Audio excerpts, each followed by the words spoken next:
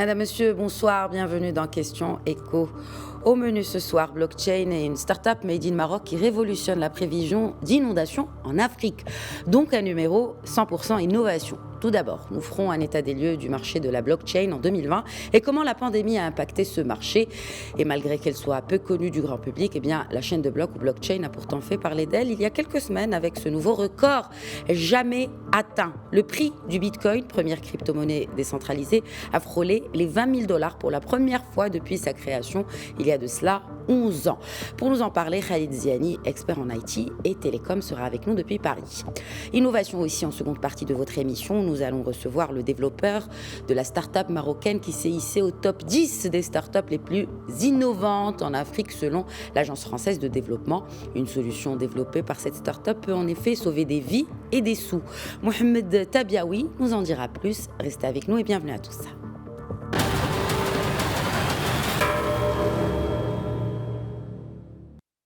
La blockchain, mode de stockage et de transmission de data ou de données sous forme de blocs liés les uns aux autres et protégés contre toute modification. Alors, quelles sont les nouveautés de ces technologies sous l'ombre de la pandémie? Quelle utilité pour les entreprises et quel impact de la blockchain sur la croissance mondiale? Élément de réponse avec Ala Amnani. Alors qu'en 2020, le monde se familiarise avec la blockchain, des approches plus pragmatiques en termes d'initiatives se profilent pour 2021. Cette nouvelle technologie offre notamment une plus grande transparence en rendant visible l'historique de toute transaction. Grâce à un système décentralisé, elle donne un pouvoir total sur l'argent. En un mot, la blockchain est plus sûre que les autres systèmes d'enregistrement de données, et ce à un coût réduit. Au Maroc, plusieurs institutions discutent avec la Banque centrale des champs d'application possibles de la technologie blockchain et les possibilités de la mettre au service de l'inclusion financière. Par exemple, les crypto-monnaies sont interdites à cause notamment d'un risque d'utilisation à des fins criminelles et malgré l'absence de cadre juridique, les autorités marocaines ne soutiennent que les blockchains professionnelles ou institutionnelles. À terme, la blockchain devrait métamorphoser le mode de fonctionnement et la profitabilité d'un large pan de l'économie, selon une étude du cabinet PricewaterhouseCoopers datée d'octobre dernier. La technologie blockchain a la capacité d'augmenter le PIB mondial de 1,5 trillion d'euros d'ici 2030. Une aubaine en ces temps de crise et justement pour analyser cette situation de la blockchain aujourd'hui dans le monde mais aussi au Maroc, avec nous depuis Paris, Khalid Ziani, expert en technologie de l'information. Bonsoir Khalid Ziani. Bonsoir. Alors selon vous, est-ce qu'on peut avoir une estimation réelle de l'impact de la blockchain sur la croissance, une estimation de ce que l'on gagne finalement à avoir recours à la blockchain dans le business? Alors l'estimation, elle est sur le fait que la blockchain va apporter une numérisation des processus liés aux échanges, aux transactions, à la monnaie et à la circulation des actes et à leur stockage et leur conservation. Comme ces processus vont devenir totalement numériques et totalement sécurisés, la blockchain va donc contribuer à la croissance de ces transactions, à la croissance, à la diminution du temps pour la signature des actes et au stockage infini et sécurisé de tous les actes et toutes les transactions. Alors, outre justement les transactions, où il est question de commerce notamment international, quels sont les autres secteurs justement qui pourraient bénéficier d'un développement de la blockchain? Les autres secteurs, on ne les devine pas assez, mais pour faire des analogies pour les Marocains, vous avez par exemple l'enregistrement des registres d'état civil, l'enregistrement des registres immobiliers, l'enregistrement des registres de la famille. Tout cela, ce sont des registres qui sont parfaitement adaptés à la blockchain et qui peuvent être stockés dans un système à base de blockchain parce qu'ils ont, par définition, la faculté d'être définitifs, non répudiables, non modifiables et ils nécessitent une sécurisation et une authentification permanente et ils n'ont pas de problématique de pérennité de la donnée, ça veut dire qu'ils peuvent rester ad vitam aeternam.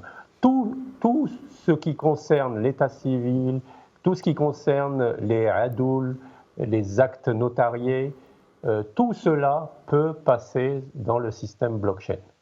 Très bien. Et notamment aussi la monnaie, bien sûr. Monnaie nous y reviendrons certainement pour cette question de monnaie. On ne peut pas parler de blockchain sans parler de transparence, mais en même temps, il y a des risques, comme on l'a entendu dans le papier de mon collègue, des risques de fins criminelles en utilisant ces monnaies, mais nous allons y revenir. Mais avant, donc on parle aujourd'hui de relance économique. C'est la question la plus importante de par le monde, c'est comment relancer l'économie. Alors, est-ce que vous pensez que la blockchain peut être un outil de relance économique, Khalid Ziani? Si oui, comment?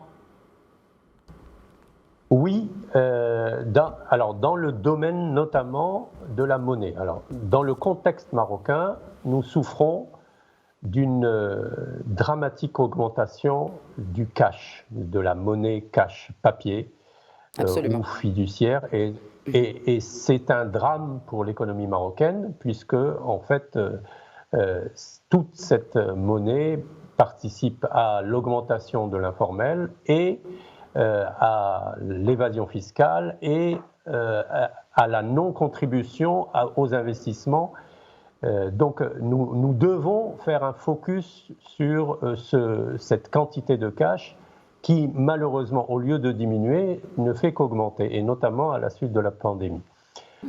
Donc il faut parfaitement s'attaquer à cette problématique parce qu'elle correspond à peu près à entre 2 et 3% de notre PIB et elle pourrait même assainir l'ensemble de l'économie marocaine, éliminer la corruption, éliminer les malversations en instaurant une monnaie dite numérique. Et la monnaie numérique est par définition, dans sa méthode de stockage, elle est par définition un système de blockchain. Oui, Khalid Ziani, quelle est la différence justement entre un crypto-actif et une crypto-monnaie? Parce qu'il y a dans cette nuance, d'ailleurs qu'a soulevé le Wali de Banque El Maghreb en évoquant cette question de légalisation, j'ai envie de dire, de crypto-monnaie. Est-ce qu'il y a une différence selon vous en tant qu'expert? Et comment mieux exploiter cela au Maroc selon vous, bien sûr, avec un cadre juridique adéquat? En fait, la question qui se pose, c'est la question de la souveraineté sur la monnaie. La monnaie, quand vous manipulez des billets ou des pièces de monnaie, ce sont des actifs. Donc, ce qu'il faut imaginer, c'est que la monnaie numérique va être des actifs numériques, de type numérique. Et ces actifs numériques seront des actifs qui sont émis par une autorité monétaire qui est Banque El Maghreb dans le cas du Maroc, et qui assure la souveraineté du Maroc sur sa monnaie. Quand le Wali Banque El Maghreb parle de crypto-monnaie, il parle de la monnaie souveraine du Maroc émise par Banque El Maghreb, autorité centrale d'émission de la monnaie. Donc le lien avec la blockchain, c'est que c'est la gouvernance qui doit avoir le droit d'émettre, doit être la gouvernance marocaine. Et dans ce cas, effectivement, on peut parler de crypto-monnaie marocaine qui s'appuie sur des crypto-actifs qui ne sont émis que par cette autorité marocaine. Donc voilà cela est possible selon vous, Khalid Ziani? C'est possible aujourd'hui et adapter cela au contexte marocain? Oui, parfaitement. Il faudra un peu de temps, mais ce qui est nécessaire, c'est de fixer le cap. Et le cap, il faut le fixer vers 2030. Il faut annoncer et dire que notre monnaie va devenir une monnaie numérique d'ici à 2030. Et à ce moment-là, on trace le chemin et on imprime la cadence pour évoluer vers cette monnaie. On peut parfaitement le faire. Beaucoup de pays l'ont déjà annoncé et sont en route. Certains sont bien avancés. Il n'y a aucune raison que le Maroc ne le fasse pas, sachant que c'est vraiment la plus grande problématique économique du Maroc, c'est cette augmentation de cash qui est très alarmante.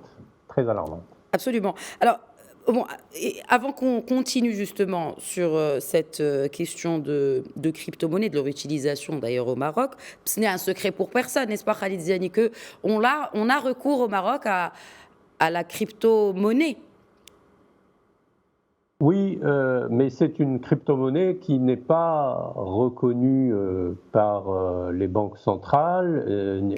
Elle n'a de valeur que dans sa propre définition. C'est ce qu'on appelle une crypto-monnaie ouverte, qui n'a pas d'autorité de régulation. Et donc, les gens qui investissent dans cette crypto-monnaie, c'est à leur risque et péril, il n'y a aucune garantie. Le cours de ces crypto-monnaies peut monter, peut descendre. Les gens peuvent être en face de réseaux de malversation ou de manipulation de cours sans qu'il n'y ait aucune intervention d'aucune autorité quelconque. Donc je ne pense pas que ce soit très pertinent d'investir dans ce type de crypto-monnaie. Qu'est-ce que peut gagner le Maroc si il met un cadre juridique et a recours de manière bien sûr légale à la blockchain et de manière beaucoup plus précise à la crypto-monnaie? Qu'est-ce qu'on y gagne finalement? Que gagne l'État marocain? L'État marocain va gagner dans un phénomène qui est très apparent actuellement du fait de la numérisation, notamment de la monnaie et des autres actifs, c'est le temps, la fiabilité et l'extension des processus à l'ensemble des Marocains. Actuellement, nous avons un système qui fonctionne, notamment le système financier et économique, qui fonctionne sur la moitié de la population. L'autre moitié est totalement écartée, exclue, et n'est pas adressable. Donc nous avons tout intérêt à étendre, quand on parle d'extension de l'assiette fiscale, quand on parle de l'inclusion financière des populations non bancarisées, tout cela, ça procède exactement à la même réflexion. C'est que l'État marocain a tout intérêt à étendre pour assurer l'égalité des chances, l'égalité d'accès à l'éducation, l'égalité d'accès à la santé, il faut que l'ensemble de la population soit impliquée et concernée par ces processus-là et par ces règles et ces lois. Et nous n'avons aucun intérêt à laisser perdurer cette situation où la moitié des Marocains n'ont pas de compte bancaire, manipulent que l'argent cash. La moitié des Marocains sont dans l'informel, ne sont pas dans des entreprises structurées. La moitié des Marocains ne cotisent pas aux assurances de protection sociale. Donc, nous avons tout intérêt, et le Maroc a tout intérêt à aller dans le sens de la numérisation, et il adoptera notamment les processus numériques qui permettent de numériser les actes adulaires, les actes et la monnaie notamment. Et on termine avec ce challenge aussi, puisqu'on parle de blockchain, parce qu'il y a des infrastructures qui vont avec. Alors, Khalid Ziani, aujourd'hui, est-ce que le Maroc peut développer ces technologies? Est-ce qu'on a les moyens? Est-ce qu'aujourd'hui, on possède au Maroc des espaces de stockage de cette donnée? Alors, c'est l'avantage de la blockchain, c'est que l'espace de stockage est réparti sur le réseau, sur des milliers d'ordinateurs, de nœuds de réseau, et il n'est plus stocké dans des bases centralisées, dans des data centers. Donc, en adoptant la blockchain, on écarte cette problématique de capacité de stockage, de problématique de sécurité et liées à un point central de stockage. Donc, nous avons par contre effectivement besoin d'augmenter le nombre de data centers pour augmenter les capacités de stockage numérique, parce que la déferlante numérique est très très importante. Si vous numérisez les 28 millions d'actes, notamment rien que le secteur immobilier, vous n'avez que 32% qui sont concernés par le cadastre. Tout le reste, c'est des actes adulaires dans les tribunaux du ministère de la Justice. stockés dans 70 tribunaux du ministère de la Justice, et sous forme papier. Donc tout cela, si on avait à les numériser, il faudrait effectivement des data centers très robustes, avec des bases de données très robustes, et nous sommes loin du compte, et notre législation et nos règlements ne sont pas adaptés pour encourager l'émergence de ces data centers, notamment la loi télécom qui a des failles pour encourager les acteurs pour venir installer des data centers au Maroc. Pourvu que les choses changent. Et puis, bien sûr, comme vous l'avez si bien expliqué, beaucoup d'opportunités dans cette blockchain et dans son développement, notamment au Maroc. Et on l'a vu, l'innovation a connu un essor extraordinaire pendant ces mois de pandémie, grâce, ou j'ai envie de dire à cause de cette pandémie. En tout cas, encore une fois, je réitère mes remerciements à vous, Khalid Ziani, expert en IT et télécom, d'avoir répondu à nos questions. Merci. Merci. Passons à présent à la seconde partie de Questions Éco.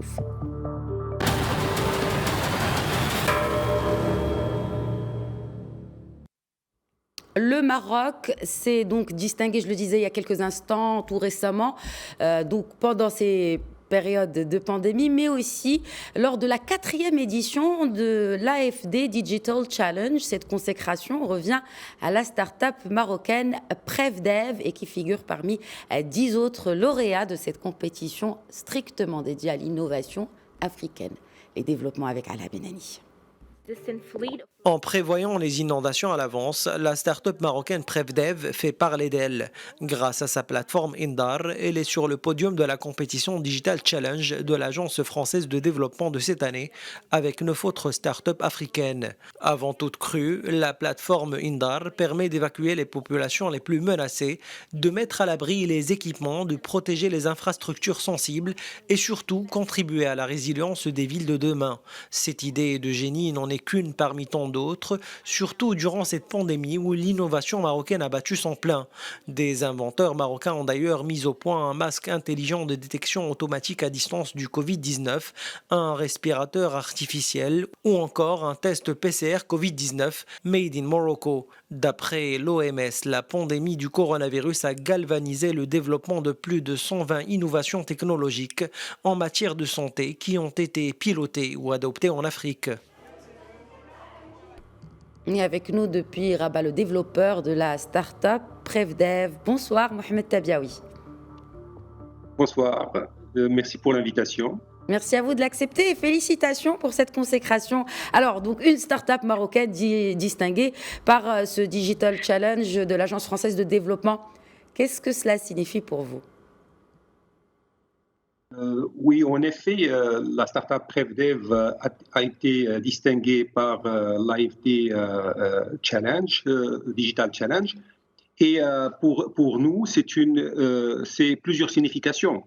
D'abord, PrevDev est une startup marocaine. Donc, c'est une consécration du Maroc qui figure parmi les startups qui ont été choisies parmi 600 lauréats. Une consécration aussi de l'écosystème innovation au Maroc. C'est vrai, donc on entend qu'il y a encore du chemin à faire, mais il y a beaucoup de choses qui ont été faites et on n'aurait pu jamais être visible sans cet écosystème.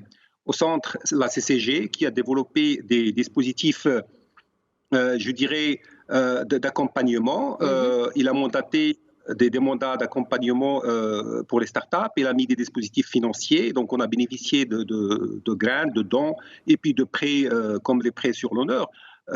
Aussi, l'ADD qui nous a créé certains instruments pour faire de l'échange à l'international.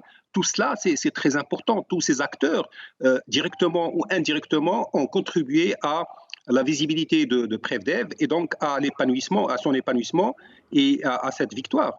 Donc, en dernier, il y a une dimension aussi de l'intelligence collective. Donc, cette reconnaissance, c'est une reconnaissance de l'intelligence collective marocaine. On a pu travailler, donc c'est un projet très lourd techniquement et qui a demandé beaucoup d'expertise. Donc, il y avait des ingénieurs en hydrologie, des ingénieurs informaticiens, des spécialistes éminents qui ont cru tout ce monde a cru en notre projet et cette consécration, c'est une récompense pour tout le monde. Donc, cet esprit d'équipe marocain, d'autant plus qu'on a pu bien sûr communiquer à l'international. Il y a des gens aux États-Unis, à Dubaï, en Inde, qui ont pu, pour certains modules, contribuer donc à ce développement. Donc finalement, nous sommes très contents et puis c'est une victoire pour notre pays. Très bien. Alors, comment tout cela a commencé? Comment avez-vous développé justement cette plateforme Indal? Et finalement, vous avez parlé de plusieurs partenaires, vous avez même parlé de partenaires étrangers. Comment cela? Est-ce que c'est une première dans le monde qu'une plateforme qui prévient des inondations, Tabiaoui? Oui, donc je dirais qu'il n'y a pas que cette plateforme, mais dans cette plateforme, il y a des choses nouvelles. Donc, on s'est concentré sur une technologie de pointe pour rendre l'utilisation de ce qu'on appelle les systèmes d'alerte précoce facile à utiliser et manipulable depuis le mobile. C'est-à-dire les spécialistes ne seront pas obligés d'être cloîtrés dans un bureau et d'attendre de faire cette tâche fastidieuse de veille. Donc, tout cela, vous pouvez être n'importe où, n'importe quand, vous recevez votre 24 sur 24, votre message d'alerte, et puis vous avez la possibilité de manipuler des fonctionnalités comme le dispatching de l'alerte pour d'autres acteurs clés, partager l'information de façon structurée, parce qu'il y a beaucoup d'erreurs qui se passent quand on communique de façon spontanée. Il faut un peu cadrer toute cette communication et on l'a fait à travers cette plateforme. Donc, tout le monde parle de la même information, il a les mêmes données et puis là encore, on prend une décision collégiale dans le cas de crise qui est très importante, la décision collégiale, quand on gère des crises comme des crises d'inondation. Combien coûtent justement ces crises d'inondation pour un pays comme le Maroc, selon vous? Est-ce que vous avez mené des études dans ce sens pour estimer le coût de ces inondations sur l'économie marocaine et leurs dégâts, donc naturellement? La Banque mondiale a fait des études il y a quelques années, je crois en 2013, et ça coûte à peu près 430 millions de dollars, je pense, une valeur moyenne pendant une année. C'est-à-dire, c'est les coûts, donc les coûts, et voilà, donc ça coûte, sans parler bien sûr des vies humaines Bien sûr. voilà, des vies humaines, et on a vu les catastrophes qui sont arrivées au sud, et puis vers la région, les régions du sud, c'était un peu, comment dirais-je, c'est regrettable, mais c'est comme ça. Ça n'empêche que le Maroc est sur la bonne voie en matière de résilience. Il y a des programmes actuellement, il y a un fonds de lutte contre les catastrophes, il y a une collaboration de plus en plus horizontale, ce qui rend un peu cette dimension gestion de risque plus importante. On n'est plus dans la gestion des risques, mais on est dans une dimension préventive, plus préventive. Et c'est très important pour notre pays.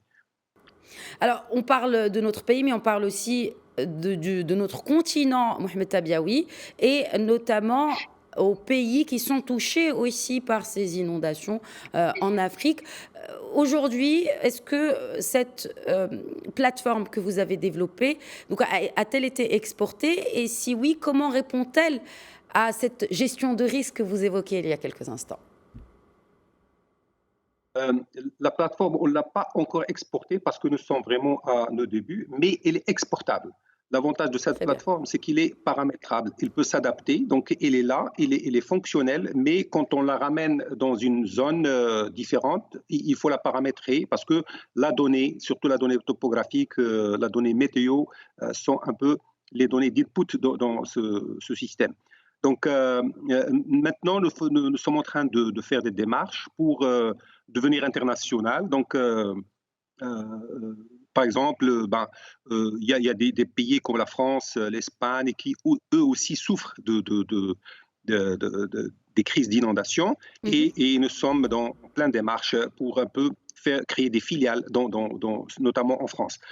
L'Afrique, oui, l'Afrique, on vise l'Afrique parce que on est capable d'exporter cette technologie et eux, l'Afrique a besoin de cette technologie.